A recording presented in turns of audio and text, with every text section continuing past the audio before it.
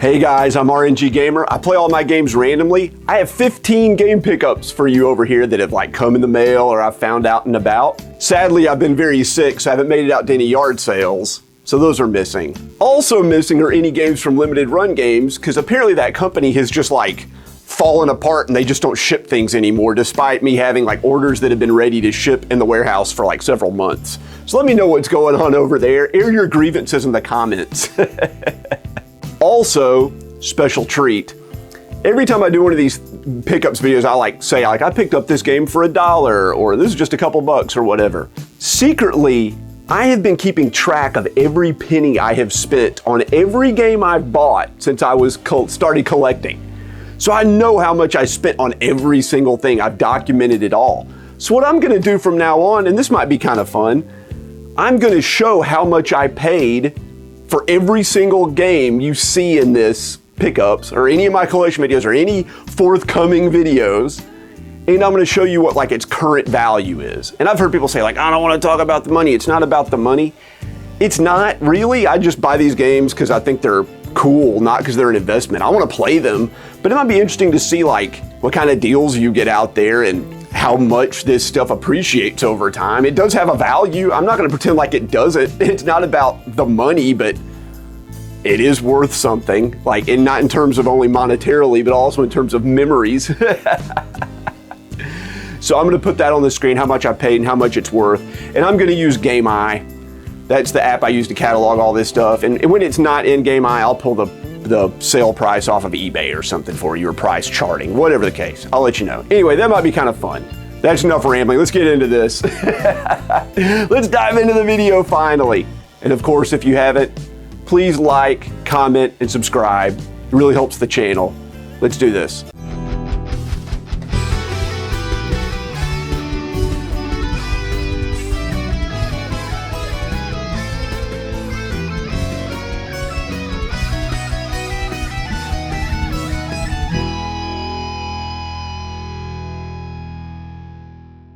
I was watching the most recent Metal Jesus and Radical Reggie pickups video, and Metal Jesus pulled this game out, and I've never heard of it before, and I immediately went on eBay and bought it, and it came in one day.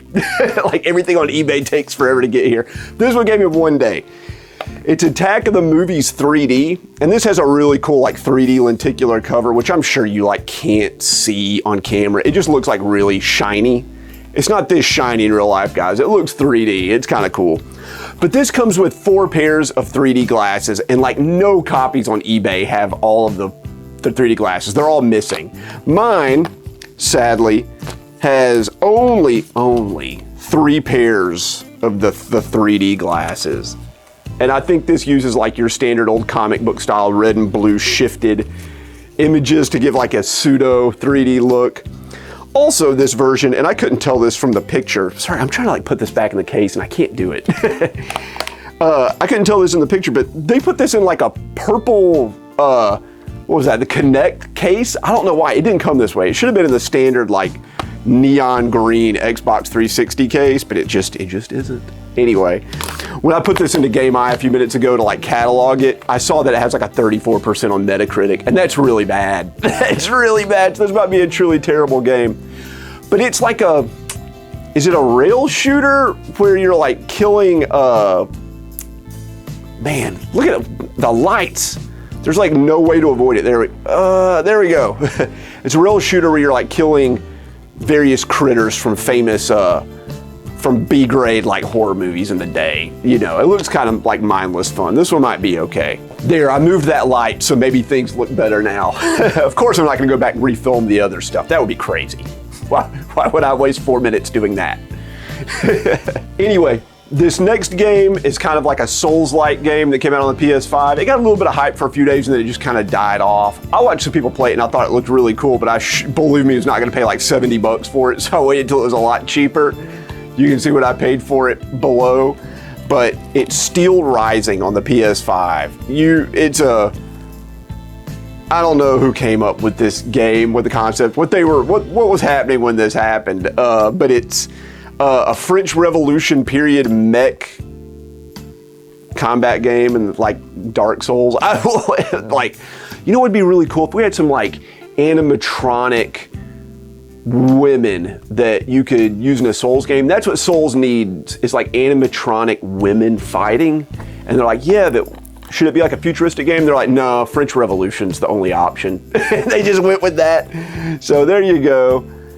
Kind of cool. I don't know what it looks like on the back. Maybe you can see a little bit of it, but I thought this game looks pretty decent. I constantly gripe about how like I love the Souls games, but whenever I play like a clone game, like they all suck. Or they're just not very good. I shouldn't say they suck. They're just not very good. So I hope this one's at least like decent. This is a PS4 game that came from Video Games of New York Soft that they published. I thought it was pretty cool. It's a shoot 'em up. Like I said, I buy pretty much every shoot 'em up that comes out physically that I can find, and there's the reveal. Stupid glasses fell down, but here you go. It's Crisis Wing. This looks really cool. This looks so cool. Look at the back of it. Oh man. Shoot 'em up fun, right? What does it say? Return to the arcade. Shoot 'em up style of the 1990s. It looks pretty cool.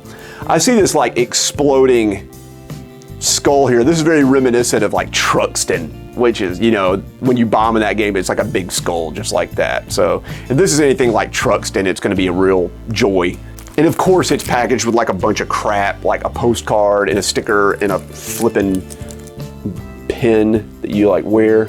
Focus, there you go. This stuff's cool, but man, I would rather like companies, if you're watching, I know you're not, but I'll pretend like you are.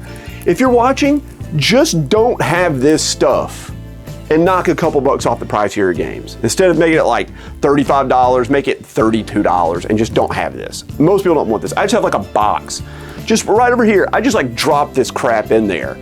Like when I open the game, I might stick it in the case if I remember that I have it, but this just like, this swag does nothing for me, and most collectors I know don't like care at all about this.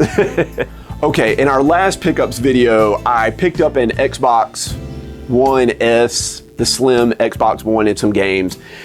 And I mentioned like I didn't have anything to do with it, so I was just gonna take it and trade it in at GameStop. Anyway, I did take it and trade it in GameStop, and I got like about $150 trade in for all that junk. Anyway, the console was like $125 or something, and then the games added up to, you know, another 25 bucks. Whatever the case, I paid 50 for it. I renewed my Pro membership for some reason, even though GameStop hardly ever has anything I ever want. Anyway, I renewed that. And then with the remaining money, I bought these games. So these were all trade-ins. So the prices you're gonna see below on these are like trade credit that I paid and the current market value or whatever. But remember, like I only paid $50 for that pickup. So really this whole stack right here, I only paid like 50 bucks for. So take that with a grain of salt. First up is Returnal on the PS5. I have like really wanted to play this. I like Housemarque and I enjoyed their other like arcade style, retro style games they came out with on the PS4. They did like Resogun and stuff. This looked really fun. A lot of people voted this like game of the year when it came out. I know it's like a third-person shooter roguelite, which I've never really played anything like that before, which seems really cool. I remember people complaining that like there weren't enough save points or something, and they patched that in. I was like waiting around hoping they would do like a game of the year edition that had the patches on disc, but I don't think that's gonna happen. There's no mumblings out there in the world about that. So I just went ahead and got this. The games on the PS5, you can like suspend them. So like save points while needed are not as urgent on like PS5 games as they are on like the GameCube, you know, or like you got to get ready to go to work and you're like trying to find a save point as soon as you can so you don't waste the last hour of your time. But this looks really cool. Here's Fire Emblem Enrage on the Switch. This looked really, really cool, but it doesn't look as good as like Fire Emblem Three Houses, which is by far my favorite Fire Emblem game. I really enjoyed that game. I loved it. I beat it. This one's not seeming to do as well by the critics or the public.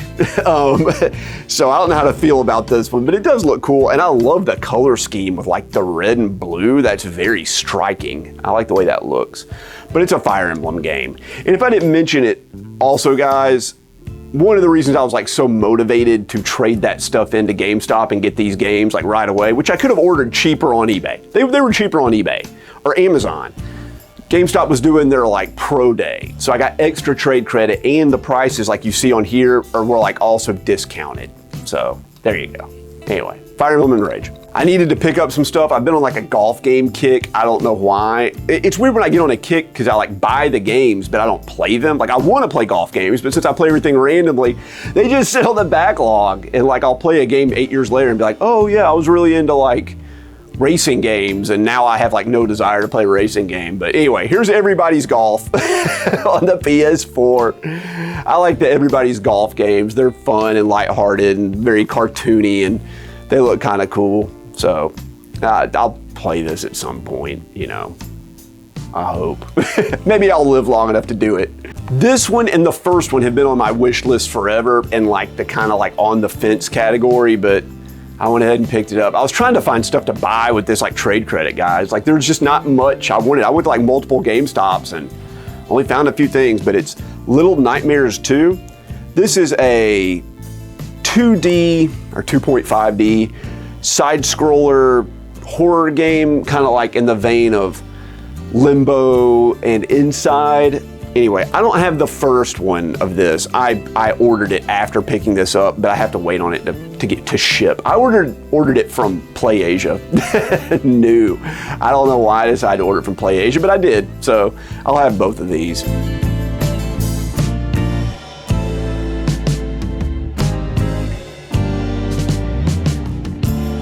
Speaking of PlayAsia, here's another game I ordered from PlayAsia a while ago.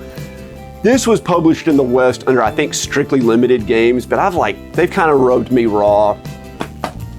Rubbed me raw. Woo-hoo-hoo, buddy.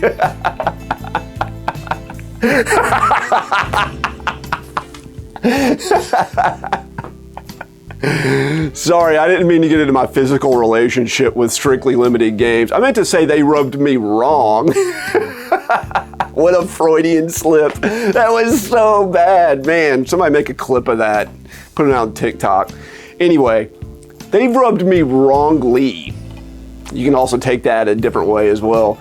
And I just kind of quit buying from them. Anyway, when it comes to shoot 'em ups, they publish many of them in the West, but I tend to get mine from PlayAsia. I'll just play them in Japanese, it's fine. You can use like Google Lens to translate it. But this is the Ray's Arcade Chronology. Ray's? Like RAY''Z. That's not like a thing. That doesn't exist. They just did that. Arcade Chronology. But anyway, what this is it's Ray Force, Ray Storm, and Ray Crisis. All three of the Ray games. And these two have like HD upgrades on them. Ray Force, the first one is, it came out on the Sega Saturn here, and it's called, hell, I'll just walk over there. No! I'll step on the camera cord and almost pull it over and knock over the flipping light. Okay. It's over here somewhere. Where is it? It's called Layer Section in Japan on the Sega Saturn, and it's called Galactic Attack on the Sega Saturn in the United States. So there you go. Anyway, this is on here. I played this right here is on here. Anyway, this has always been one of the more affordable Sega Saturn shooters, and I played it a few years ago, and I did not think it was as good as what everybody else said, but I still thought it was pretty decent. It was like a 7 out of 10 kind of game. Anyway, happy to have it on here. I might play through it once or twice more, see if I can still get the 1 credit clear, but I'm looking forward to playing these 2 games here. And excuse the long fingernails. Everybody always comments on the long fingernails. I play guitar, guys. I do classical guitar sometimes, and so I have to have the long fingernails for the picking. So ignore those. My other hand's clean. Look, it looks normal. It's just those 3 fingers. If you're not in the community of people that keep up with shoot 'em ups, we're going through like a renaissance.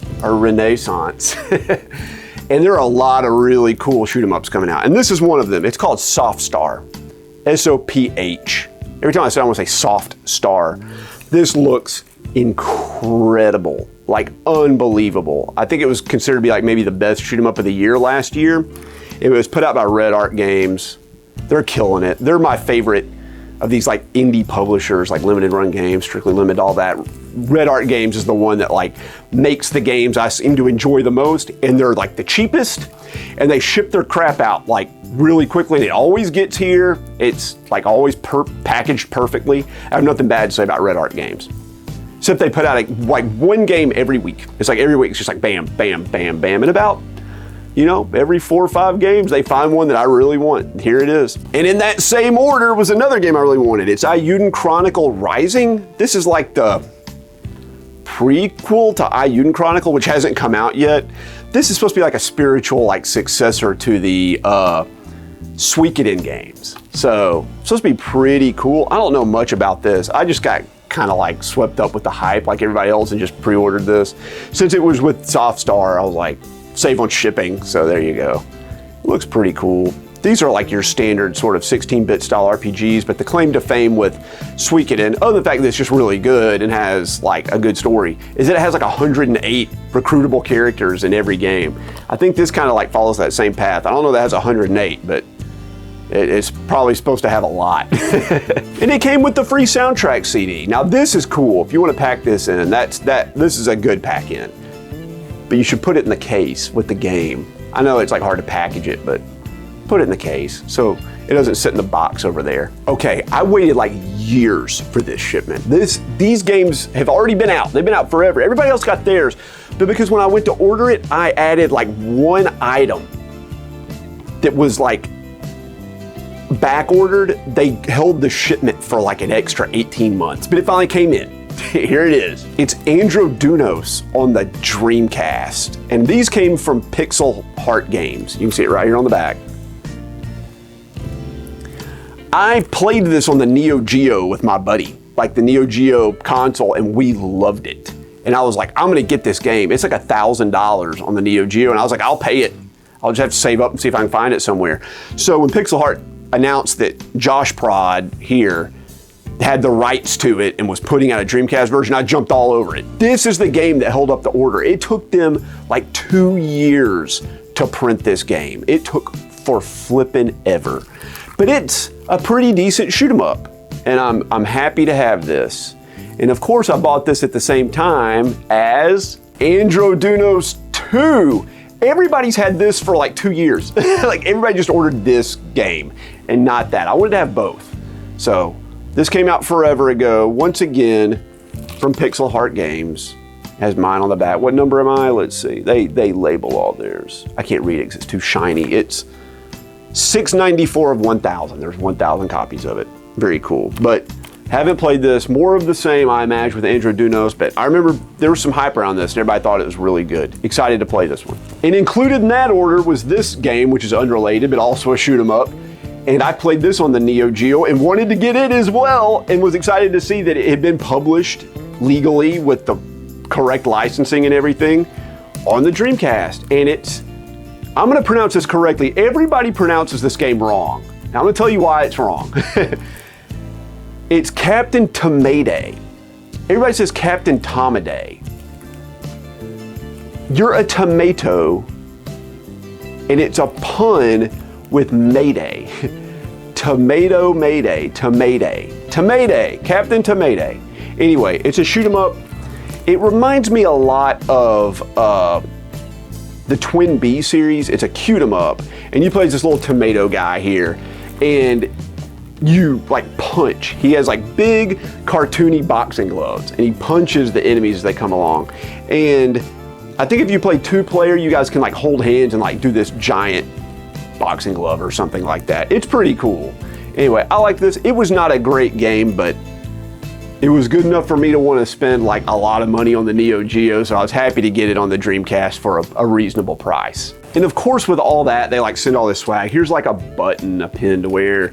They sent me, I don't know if this was an accident or because I ordered like 2 of them, but 2 of the same sticker here of whoever that is. And then this, I don't even know what this is. It says, pimp your spaceship in Red Fox or Yellow Cherry before the fight. This is like an envelope, and it's heavy, and it's like, it feels like it's metal.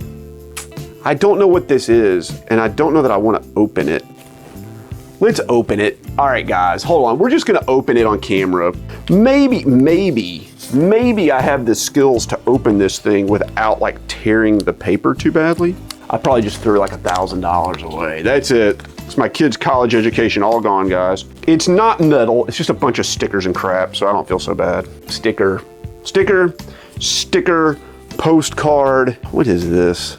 Another postcard. This looks like a lithograph. Oh, That's lame, dude. All right, so this looks like a lithograph here. This is just like, you know, a print on some nice paper. But it says on the back, color your spaceship in red or yellow and then share it like on their social network. This is a coloring book page.